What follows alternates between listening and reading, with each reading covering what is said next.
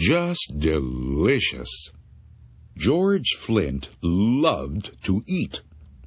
Each day at noon he closed his camera shop for 2 hours and went home for a big lunch his wife Mina cooked for him.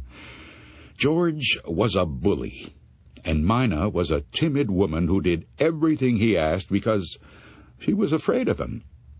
On his way home for lunch one day, George stopped at the butcher shop and bought a pound of liver. He loved liver. He would have Mina cook it for dinner that night. Despite all his complaints about her, she was a very good cook. While George ate his lunch, Mina told him that a rich old woman in town had died. Her body was in the church next door. It was in an open coffin. Anyone who wanted to see her could. As usual, George was not interested in what Mina had to say. "I've got to go back to work," he told her. After he left, Mina began to cook the liver. She added vegetables and spices and simmered it all afternoon, just the way George liked it. When she thought it was done, she cut off a small piece and tasted it. It was delicious, the best she had ever made. She ate a second piece, then a third. It was so good she couldn't stop eating it. It was only when the liver was all gone that she thought of George. He would be coming home soon. What would he do when he found that she had eaten all of the liver? Some men would laugh, but not George.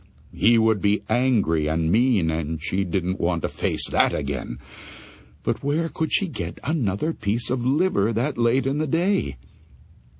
Then she remembered the old woman lying in the church next door, waiting to be buried. George said he never had a better dinner. "Have some liver, Mina," he said. "It's just delicious." "I'm not hungry," she said. "You finish it." That night, after George had fallen asleep, Mina sat in bed trying to read. But all she could think about was what she had done. Then she thought she heard a woman's voice. "Who has my liver?" it asked. "Who has it?" Was it her imagination? Was she dreaming? Now the voice was closer. "Who has my liver?" it asked. "Who has it?" Mina wanted to run. No, she whispered. "I don't have it. I don't have your liver."